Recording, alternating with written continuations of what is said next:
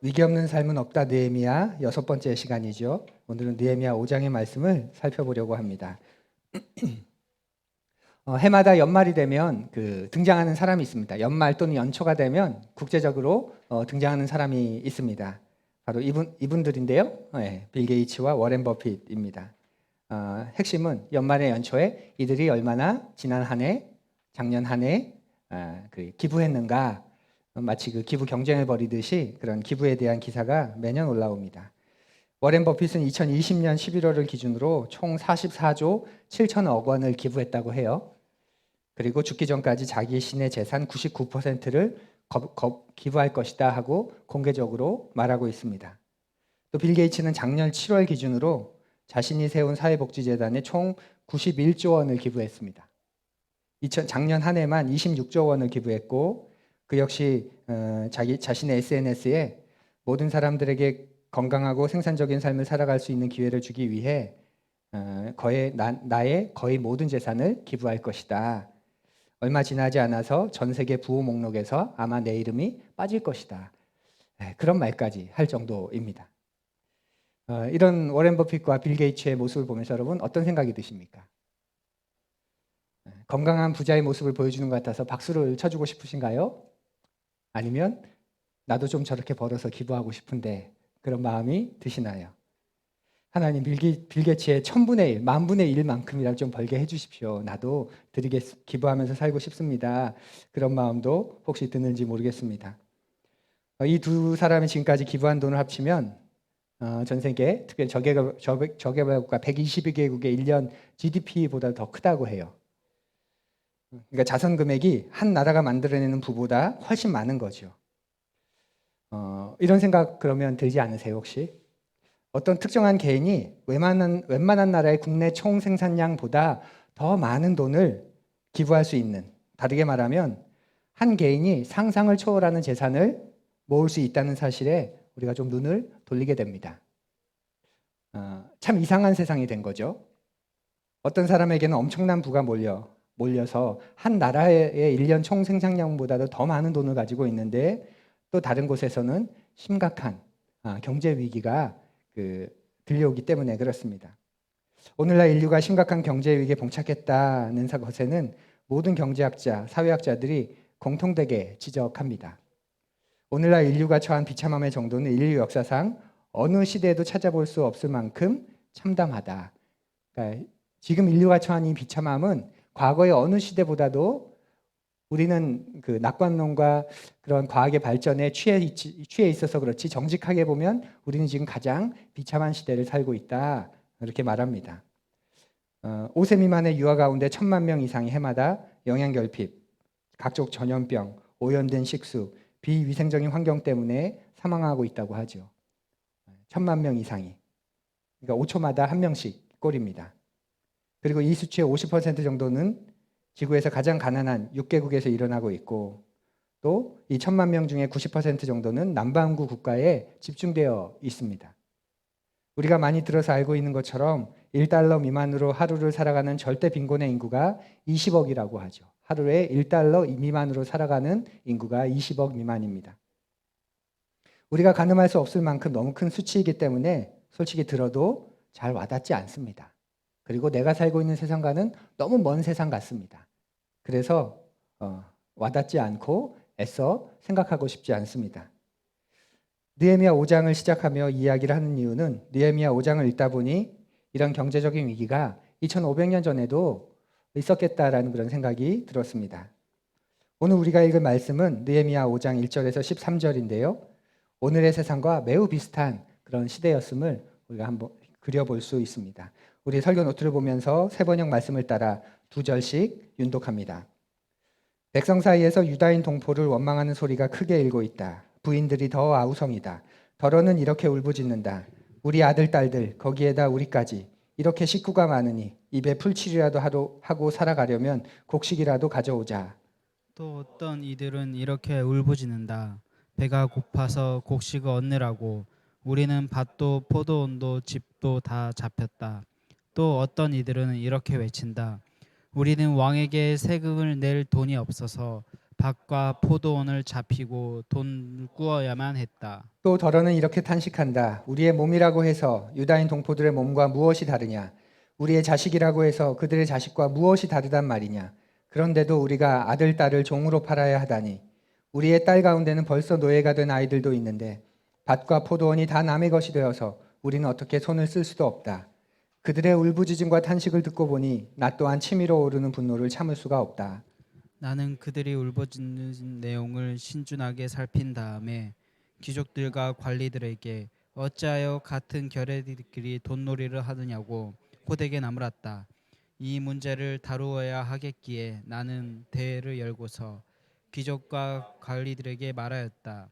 우리는 이방 사람들에게 팔려서 종이 된 유다인 동포를 애써 몸값을 치르고 데려왔소.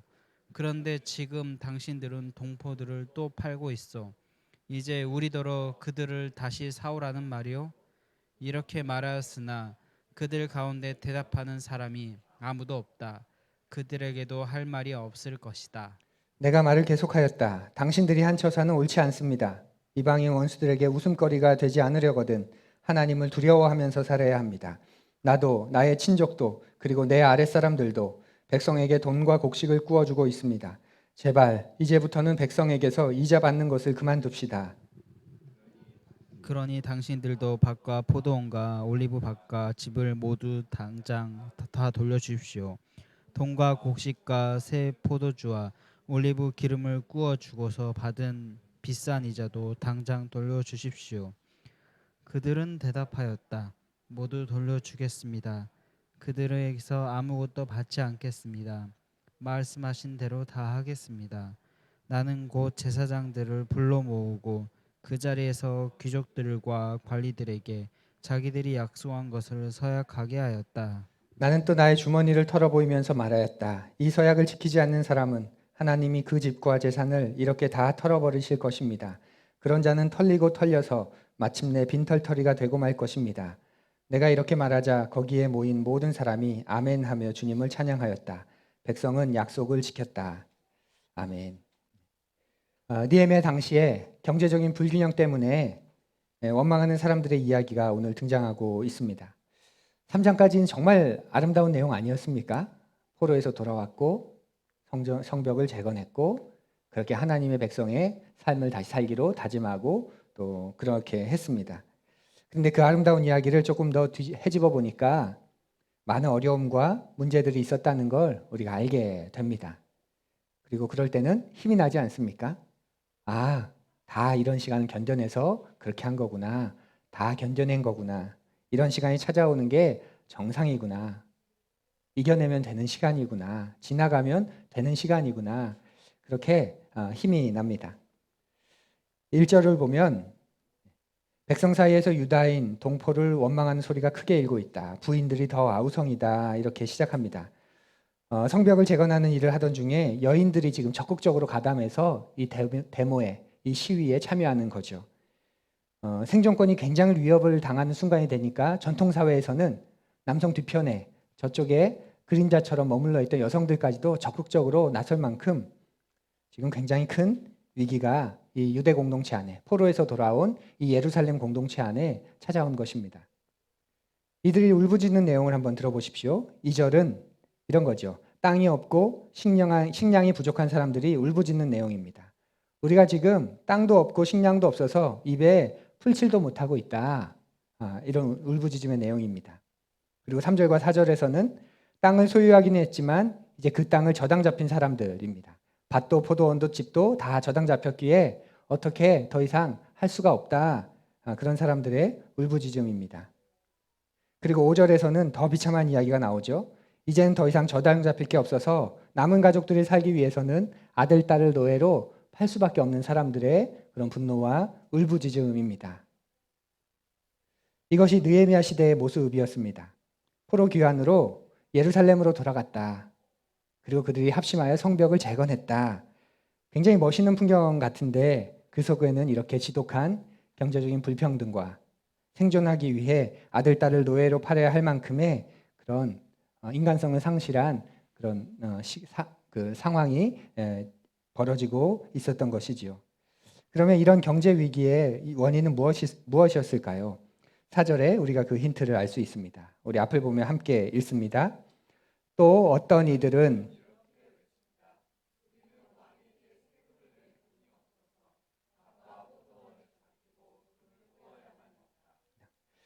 예, 경제 위기의 가장 기본적인 원인은 당시의 과중한 세금 때문에 그렇습니다. 페르시아가 정복하고 나서 페르시아의 그 속국 전역으로부터 세금을 걷어들이게 되지요. 기록에 따르면 한 기록에는 매년 2천만 다릭을 걷어들였다 이렇게 말합니다. 여기서 다릭은 페르시아의 금화의 그 통화 이름 명칭입니다. 이게 페르시아 당시에 통용됐던 후기 화폐인데요. 전기는 이거보다 좀 작고 후기 화폐인데 이 다릭 2천만 다릭 약 8.4g 정도 순도 95%의 금인데 이 동전을 기준으로 2천만 개 정도의 다릭의 그런 매년 그 세금을 징수했습니다. 오늘의 단위로 계산해 보면 매년 168톤의 금을 세금으로 징수한 거죠. 그리고 그걸 왕권 유지와 전쟁을 위해 계속 사용했습니다. 이 페르시아가 나중에는 알렉산더에 의해서 정복당하죠. 그때 기록을 보면 알렉산더가 페르시아의 도성인 수산성을 정복했을 때 그 왕궁 안에 있는 창고에 이 금동전 340톤하고 1,500톤의 은괴가 있었다고 그렇게 기록하고 있습니다. 이 당시의 부는 뭐냐면 가지고 있는 게 부입니다. 쌓아 놓는 것, 내 소유로 해 놓는 것, 가지고 있는 것, 그것이 부였습니다. 그리고 많이 가질수록 더 넉넉해지는 게 아니라 더 탐욕스러워지는 거죠. 근데 그때나 지금이나 인류는 우리는 여전히 탐욕의 시대를 살고 있습니다. 세계의 상황을 한번 보면 한 책을 좀 인용할 건데요. 오래된 책인데 그 후에 이런 통계를 제시하는 책이 없어서 한 그 14년 정도 전 이야기지만 지금은 그거보다 아마 더 심화됐다는 생각으로 보면 굉장히 의미 있는 그런 그 통계입니다.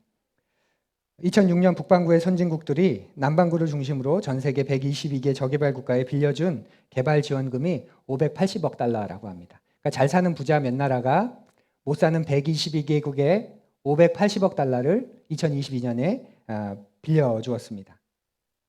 2006년 한 해 빌려줬습니다. 그런데 그 못 사는 나라들, 저개발 국가, 122개의 저개발 국가가 2006년 한 해에 부자 나라한테 갚은 돈이 얼마인 줄 아세요? 5,010억 달러입니다. 580억 달러를 빌리고 5,010억 달러를 갚은 겁니다. 산술적으로 보면. 어떤 관계인지 이해가 되십니까? 엄청난 금액을 저개발 국가가 부자 나라에 갚아가고 있는데 일시에 갚지 않는 한은 이 부채와 상환액의 규모가 어마어마해진다는 뜻이죠. 2006년 현재 122개 저개발 국가의 부채 총액이 2조 1천억 달러로 알려져 있습니다. 이걸 보고 진보적인 경제학자들이나 사회학자들은 지적합니다. 이 나라들은 절대로 결코 역사가 계속 지나가는 한 이 가난에서 절대 벗어날 수 없다라고 말합니다. 원금도 갚기 어려운 판인데 지금 10배 이상을 갚아야 하는 거죠. 이런 겁니다. 여러분이 너무 어려워서 1,000만 원을 빌렸다고 해보십시오. 이제 그 10배를 갚아야 되는 겁니다.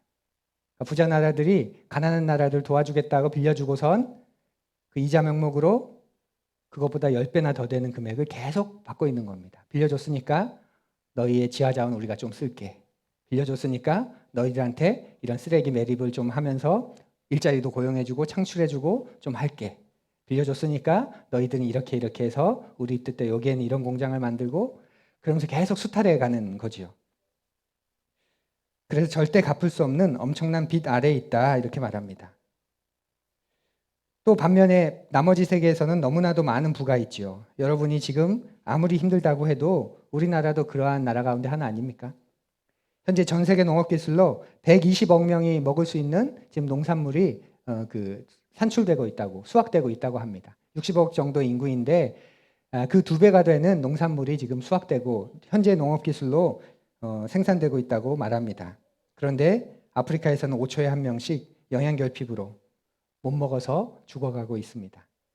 그런데 더 끔찍한 게 뭘까요? 이 120억 명이 먹을 수 있는 생산량의 4분의 1을 누가 먹는 줄 아세요? 120억 명이 먹을 수 있는 생산량의 4분의 1. 바로 부유한 나라의 소들이 먹고 있습니다. 부유한 나라의 소. 전 세계에서 만들어지는 곡물의 4분의 1을 소가 먹고 있습니다. 그리고 그 소를 누가 먹지요? 네, 우리가 먹지요. 선진국에서는 너무 많이 먹어서 영양 공급 과잉으로 질병이 발생하고 있고, 한쪽에서는 그런데 소고기는커녕 소가 먹는 곡물조차도 먹을 게 없어서 아사가 굶어 죽는 게 빈번하게 일어나고 있습니다. 우리가 사는 세상을 한 사회학자는 이렇게 말합니다. 상위 1%의 소득이 전 세계 57%의 소득을 능가하는 이 세상은 소수, 즉 대체로 별다른 의식이 없이 사는 백인들의 편의를 위해 언제까지나 대다수가 가난과 절망, 착취와 기아 속에서 신음해야 하는 세상이다. 이 장 지글러라고 하는 이 사회학자가 지적한 것처럼 대체로 별다른 의식이 없이 사는 백인들, 거기에 우리도 포함됩니다. 특별히 생각을 안 하고 사는 거죠. 그냥 매일매일 얼마나 잘 먹을까? 얼마나 새로운 걸 먹을까?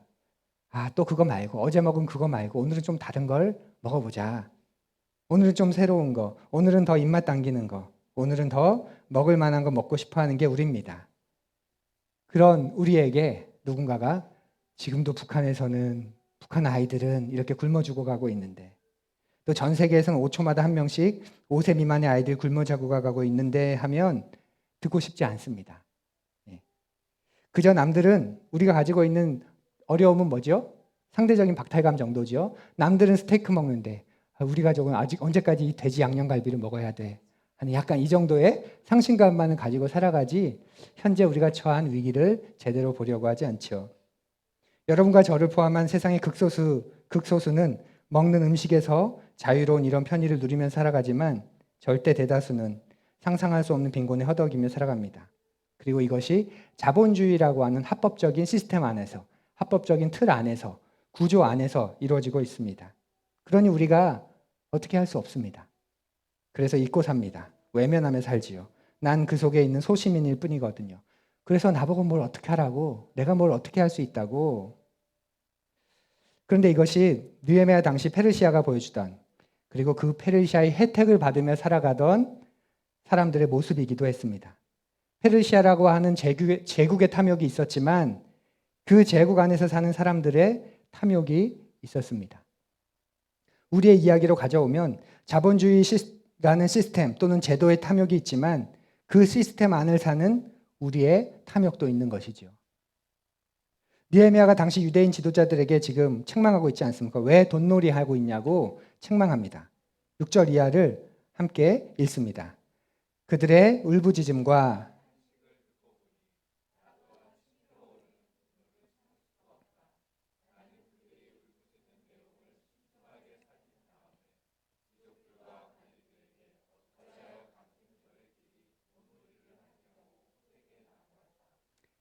이 단어 속에서 느헤미야의 그 치밀어 오르는 분노가 좀 느껴지시나요? 당시 유대인들이 페르시아의 식민지국으로 살고 있었는데 그 가운데는 여전히 기득권을 유지하고 있는 사람들이 있었겠지요. 그리고 그 유대인들은 지도자가 되었고 유력자가 되었습니다. 그래서 많은 돈을 식민지하지만 많은 돈을 가지고 있었고 땅도 제법 가지고 있었을 겁니다. 그리고 이들은 페르시아에 세금을 바치느라 모든 것을 잃은 동족에게 고리대금으로 돈과 양식을 빌려주고 갚을 게 없으면 땅을 저당 잡고 나중엔 갈취해 가고 생존을 위해 먹을 것을 빌리는 그 사람들에게 고율의 이자까지 걷어들이는 거죠. 그러면서 이들은 더욱 큰 부를 쌓아가게 됩니다. 어쩌면 감히 하나님을 찬양했을지도 모릅니다. 이렇게 어려운 때에 하나님 우리를 이렇게 복 주셔서 우리는 계속 이렇게 점점 번창하고 있다. 그렇게 말했을지도 모릅니다. 지금 느헤미야는 그들에 대해서 호되게 질책하고 강하게 분노하며 책망하고 있습니다. 페르시아가 문제가 아니라 너희들이 문제다.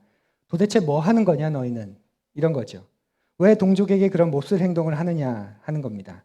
구약의 정신을 잊은 그들을 호되게 나무라고 있습니다. 아마 출애굽기 말씀을 인용했을 것 같습니다. 한번 들어보십시오. 너희가 너희 가운데서 가난하게 사는 나의 백성에게 돈을 꾸어 주었으면 너희는 그에게 빚쟁이처럼 재촉해서도 안 되고 이자를 받아도 안 된다. 너희가 정녕 너희 이웃에게서 겉옷을 담보로 잡거든 해가 지기 전에 그에게 돌려주어야 한다.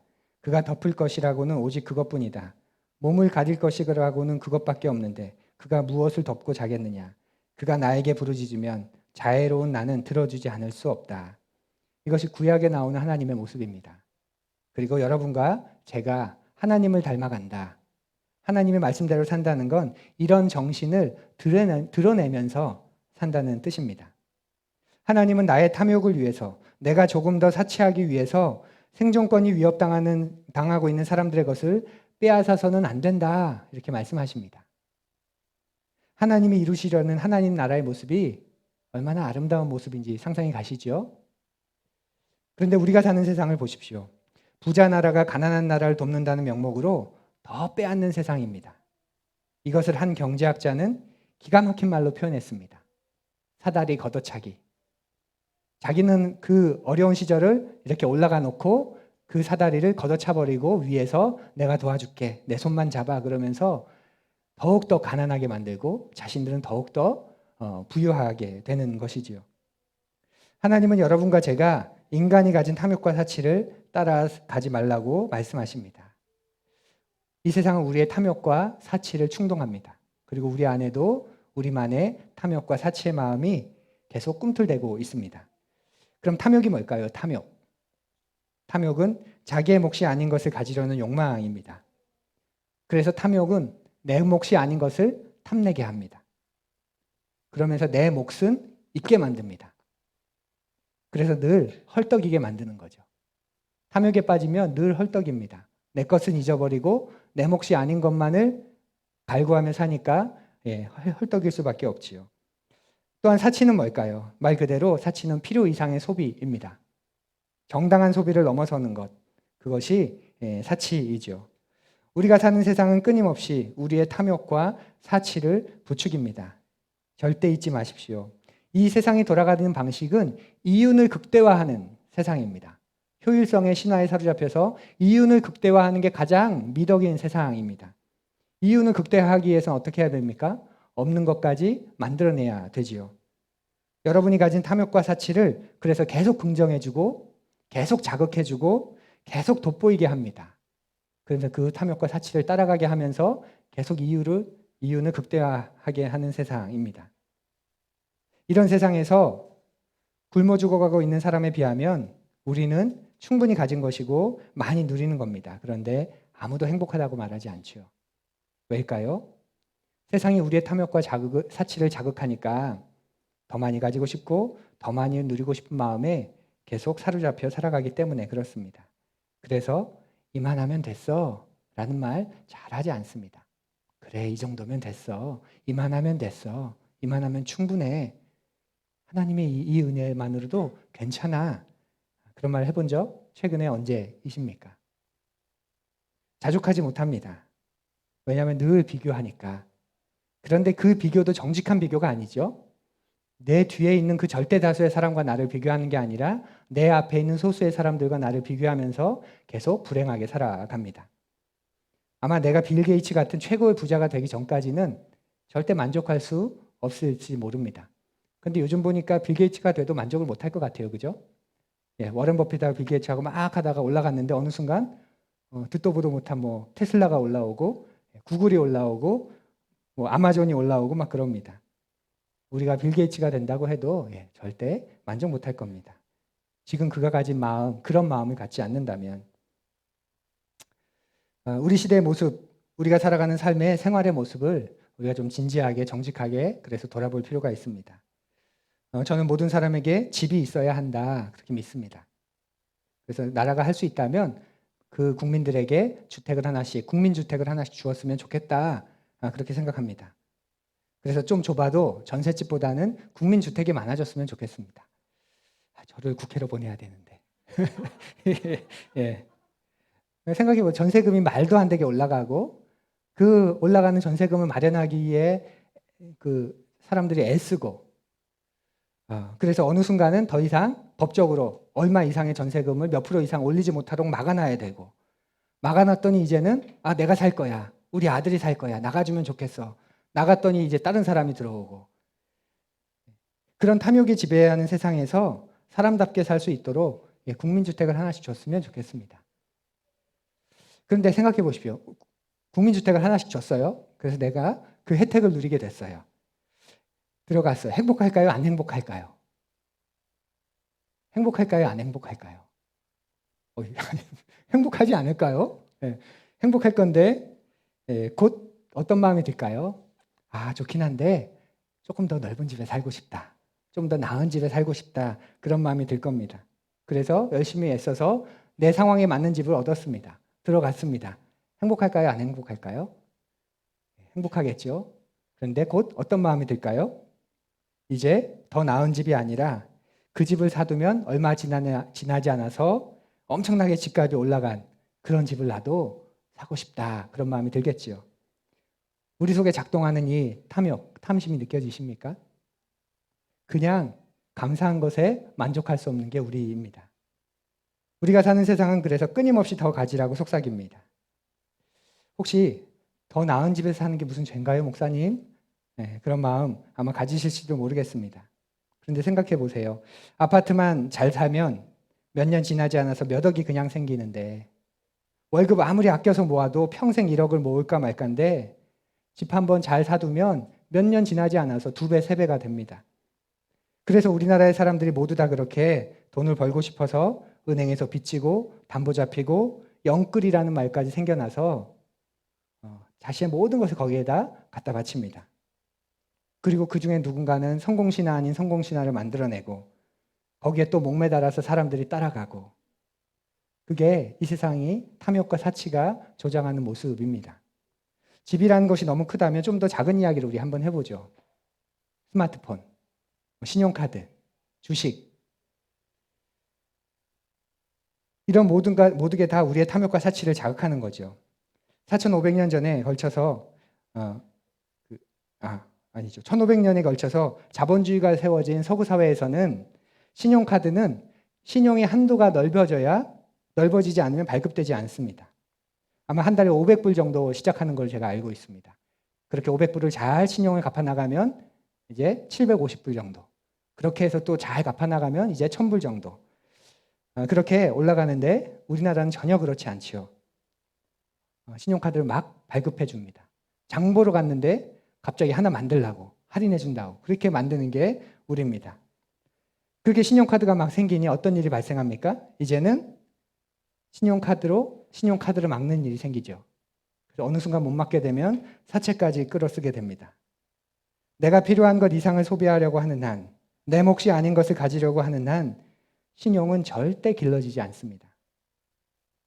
그래서 여러분이 체크카드를 쓰시기를 권합니다. 통장에 잔고가 없다면 안 쓰면 됩니다. 그리고 다시 들어오면 다시 생기면 그때 쓰는 거죠. 특히 할부로 뭘 사지 마십시오. 할부는 빚지는 겁니다. 나중에는 할부를 너무 많이 끊어서 얼마가 언제 돌아오는지 모르지 않습니까? 분명히 이번 달에 얼마 쓴 게 없는데 결제해야 될 금액이 너무 커요.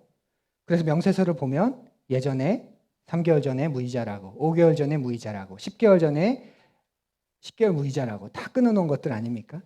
그래서 어느 순간 그게 빚이 되어버린 거죠. 그런 분은 꼭 체크카드로 바꾸십시오. 지금 가진 것으로 족하면서 사십시오. 그러면서 아껴서 모으십시오. 아직 오지도 않은 것을 미리 당겨 쓰면서 그걸 갚으려고 허덕이면서 살지 마십시오. 주식과 펀드는 또 어떨까요? 여러분이 주식과 펀드를 하는데 그것을 하는 가장 근본적인 동기가 혹시 적은 돈을 잘 운영해서 큰 돈을 만들려고 하는 거라면 그건 투기입니다. 그리고 탐욕입니다. 자본주의가 잘 돌아가도록 건강한 의미에서 하는 주식 투자가 아니라 내가 다 끌어모아서 단기간에 2배, 3배 빨리 만들면 좋겠는 그러고 나서 빨리 빠지려는 그런 다음에 또 그런 종목을 찾아서 또 옮겨 타려는 그런 마음이라면 그건 투기입니다. 그런 성공 신화가 많아서 나도 그렇게 되고 많이 누리고 편안하게 살고 싶어서 하는 마음, 그 마음이 바로 사치입니다. 우리가 살고 있는 오늘 이 세상은 돈을 내세우면서 그 돈으로 자기의 가치를 드러내라고 유혹하는 세상이죠. 그런 세상에서 돈을 극복할 수 없는 가치, 세계관이 없다면 그저 사치와 탐욕을 좇으며 살 수밖에 없습니다. 2500년 전 느헤미야 시대도 그랬고 지금도 여전히 그렇습니다. 그리고 그 끝은 공멸입니다. 모두가 다 함께 죽는 거죠. 근데 이 세상을 보면 이미 죽고 있습니다. 정직하게 눈을 들어보십시오. 우리가 이제야 위기다, 이제야 죽게 됐다 말하지만 그거는 지금 꽤 잘 살던 나라가, 꽤 잘 살던 우리가 이제 어려워져서 위기야, 어려워졌어 말하는 거지. 이미 하위 50%의 사람들은 죽어가고 있었습니다. 그리고 많이 멸해가고 망해가고 있었습니다. 우리가 관심 없었을 뿐이고 우리가 몰랐을 뿐이고 알았다 하더라도 뭐 어떡하겠어 하고 외면했기 때문이죠. 그러다가 이제 우리에게 문제가 닥치니까 이제야 큰일 난 것처럼 말하는 그게 우리입니다. 여러분과 제 안에 있는 탐욕, 사치, 그것이 경제 위기의 주범입니다. 그리고 여러분과 저의 탐욕과 사치를 철저하게 사용해 먹는 이 자본주의가 가진 악한 구조가 이 세상을 이렇게 깨지고 비참하게 만들어가고 모두가 다 망하는 그런 세상으로 만들어가고 있는 거죠. 이런 경제 위기에 대한 해법이 있을까요? 느헤미야 5장도 그러한 시대였다면 거기서는 느헤미야는 어떻게 그걸 이겨내라고 말하고 있을까요? 탐욕과 사치의 삶의 방식을 벗어나는 삶은 어떤 것일까요? 벗어나기 어렵다면 제어해야 하겠지요. 느헤미야의 말을 한번 보십시오. 먼저는 느헤미야처럼 우리도 그런 세상을 향한 그런 우리 안에 있는 옛사람의 죄악된 습성을 향한 치밀어 오르는 분노가 있어야 합니다. 뭐가 있어야 한다고요? 치밀어 오르는 분노. 엉망이고 망가지고 깨어진 모습을 보고 어쩌겠어 하는 것은 이 세상의 주인이 하나님이시라는 걸 믿는 게 아닙니다. 느헤미야의 분노는 고통받는 사람들에 대한 안타까움이었습니다. 그저 고리대금하는 한두 사람에 대한 분노가 아니라 이렇게 망가져버리고 깨어져버린 그리고 그 속에서 고통당하는 사람들을 향해서 참을 수 없는 의로운 분노였습니다.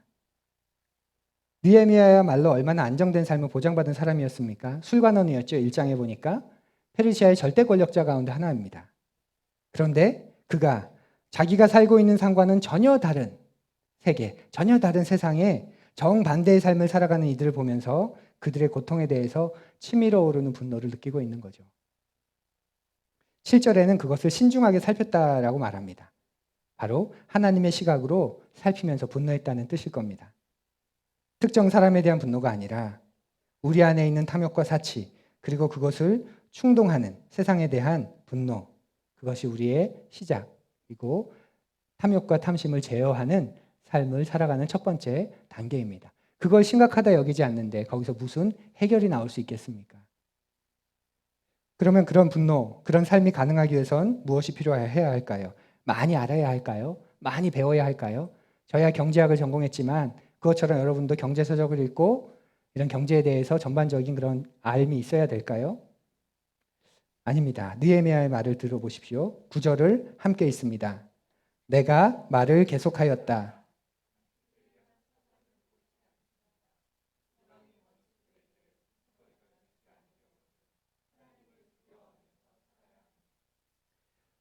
탐욕과 사치의 삶을 제어하며 살기 위해선 그것을 향해 그 망가진 모습을 향한 의로운 분노가 있어야 하고 그 분노는 하나님을 두려워할 때 생기게 됩니다.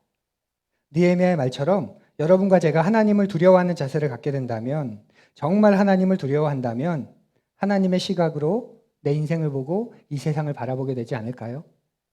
그리고 그때 우리는 탐욕을 제어하는 삶을 살아가게 되지 않을까요? 그리고 탐욕을 제어하는 삶을 살아가는 가장 건강하면서도 온전한 방법이 있습니다. 무엇이냐면 탐욕을 이기는 공동체를 만나는 겁니다. 무엇을 만나야 된다고요? 10절 이하의 말씀 같이 읽고 싶은데요. 설교 노트를 보면 읽을까요? 좀 길어서 우리 화면에 옮기지 못했습니다. 우리 설교 노트를 보면서 10절 이하의 말씀을 우리 쭉 읽었으면 좋겠습니다. 거기 제발부터 함께 있습니다. 제발 이제부터는 백성에게서 이자 받는 것을 그만둡시다.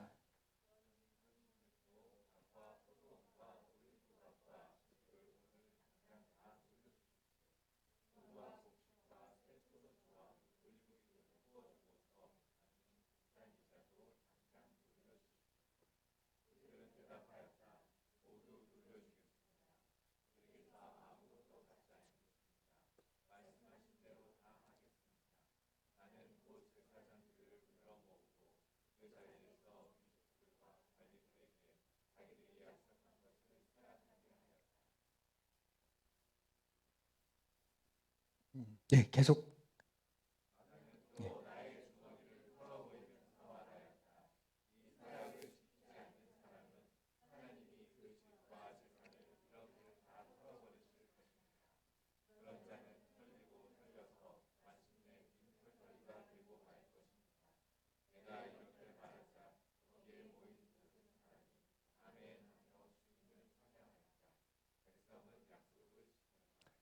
네. 느헤미야가 하나님이 느헤미야를 통해 지금 하는 게 뭐지요? 탐욕을 이기는 공동체를 재건하시는 겁니다. 우리가 어떤 공동체는 만나게 되면 우리의 탐욕을 계속 키워나가게 되는 공동체가 있습니다. 축복받은 것을 자랑하고 그렇게 나도 저렇게 복을 받으며 살고 싶은데 또 그것을 갈망하게 되고 믿음과 사랑을 키워나가는 게 아니라 탐욕을 키워나가는 거죠. 사랑하는 푸른 여러분, 그러니 탐욕을 다룰 줄 아는 그런 공동체를 만나서 배우셔야 합니다. 그리고 그런 공동체를 이뤄가야 합니다. 내가 새로 산 것을 자랑하는 게 아니라 내가 나눈 것을 오히려 자랑하는 그런 공동체를 우리가 만들어가면 좋겠습니다. 우리 교회에서 감동한 적이 있었는데요. 이 영역과 관련해서 우리가 서로 교제하고 이야기 나누다 보면 서로의 사정을 조금씩 알게 되죠. 그래서 어느 날 어려운 가정에 도움이 되면 좋겠다고 나누고 싶다고 교회를 통해 나눔 헌금을 전달한 적이 있습니다. 푸른 이를 향해서도 있었고 선교사님을 향해서도 있었습니다. 또 아마 개인적으로도 그렇게 직접 도움을 준 분들도 계실 겁니다. 돈이 오고 가는 진짜 관계가 된 거죠.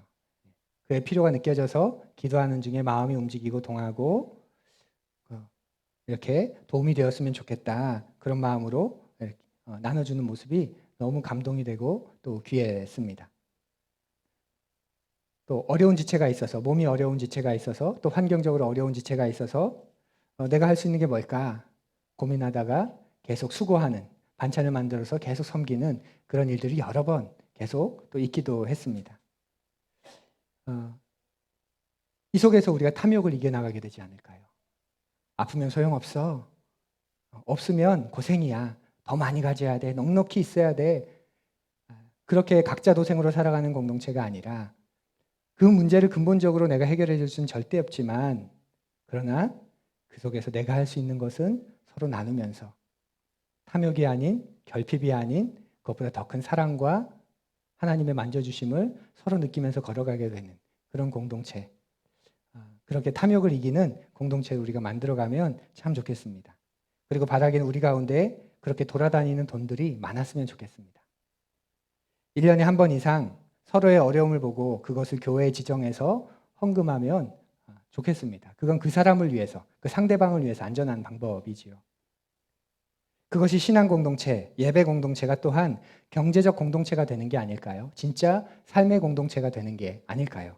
주일에 예배로만 모였던 사람들이 주중에 같이 만나서 교제하기 시작하고 그 가족 간의 교제들이 이루어지고 그 속에 서러운 어려운 형편 때문에 어려움 속에서 서로 물질의 도움을 주기 시작하고 또 자신의 수고를 기꺼이 상대방을 위해서 시간을 내어주기도 하고 그러면서 진짜 삶의 공동체가 되는 게 아닐까요?